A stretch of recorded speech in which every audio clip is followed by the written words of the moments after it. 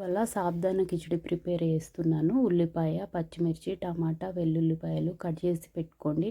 పొయ్యి మీద కడాయి పెట్టి దాంట్లో కొద్దిగా నూనె వేసి జీలకర్ర ఆవాలు వేసేసి అవి కొంచెం వేగనివ్వండి. వేగినాక ఉల్లిపాయ, పచ్చిమిర్చి, వెల్లుల్లిపాయలు వేసి కొంచెం ఎర్రగా వేయించండి. మనము సాబుదానా ప్రిపేర్ చేసే ముందే 2 అవర్స్ ముందే మంచిగా కడిగి పెట్టుకోవాలి. సాబుదానాను కడిగేసి మూత పెట్టి పెట్టుకోవాలి. వాటరు అన్నీ వంపేసేయాలి.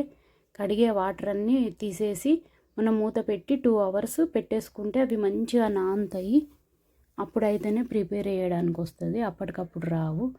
ఈ ఉల్లిపాయ, పచ్చిమిర్చి మళ్ళీ మంచిగా వేగినాక దాంట్లో కొద్దిగా పసుపు, కొంచెం ధనియాల పొడి, కొద్దిగా కారం వేసుకోండి.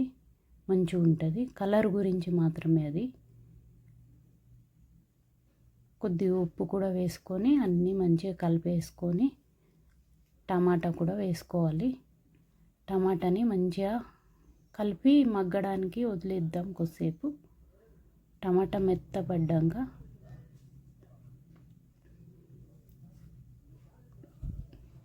టమాటా మంచిగా మగ్గిపోయింది. దాంట్లో మనం ముందే నానబెట్టి పెట్టుకున్న సాబుదానాన్ని వేసేయాలి.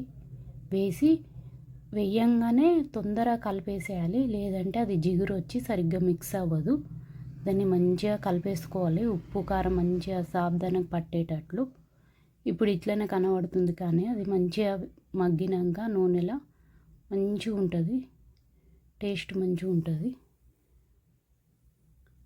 దాన్ని ఇంకా మూత పెట్టేసి సిమ్లో పెట్టేసి దమ్ పెట్టుకోవాలి. ఒక 5 మినిట్స్లో అట్లా పెట్టుకుంటే రెడీ అయిపోతుంది.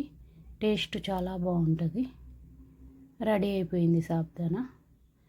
లాస్ట్కు కొంచెం కొత్తిమీర వేసుకుంటే బాగుంటుంది ఫ్లేవరు. కొత్తిమీర కూడా కొద్దిగా కలిపేసి మూత పెట్టి పెట్టుకుంటే రెడీ అయిపోతుంది. ఒక 2 మినిట్స్ పెట్టుకోవాలి కొత్తిమీర వేసినాక. కొత్తిమీర ఫ్లేవర్ అంతా సాబుదానాకు పట్టేటట్టు. రెడీగా తినడానికి రెడీ అయింది సాబుదానా కిచిడి.